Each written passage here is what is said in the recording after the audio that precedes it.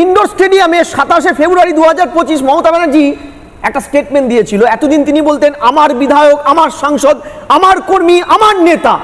সেদিন ওর সাথে নবসংযোজন তিনি করেছিলেন আমার আইপ্যাক।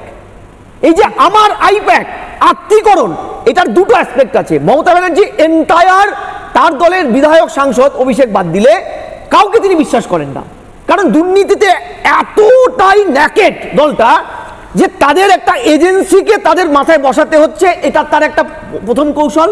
ঠিক যেমন ঔরঙ্গজেব কাউকে বিশ্বাস করতেন না, তাই দক্ষিণে আমি প্লিজ আমাকে বলতে দিন না,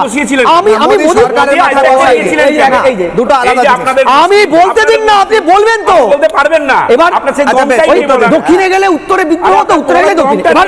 এবার দেখো কি চলো, এটা একটা প্রথম দিক। দ্বিতীয়, প্যারালাল এই এজেন্সির মাধ্যমে নিঃশব্দে সেন্ট্রালাইজড ওয়েতে, যেটা সম্ভবত বলছিল, এটা একটা কেন্দ্রীয় এর মাধ্যমে প্রফেশনাল একটা সংস্থাকে দিয়ে এন্টায়ার রাজ্যটাই একটা প্যারালাল প্রশাসন তৈরি করা।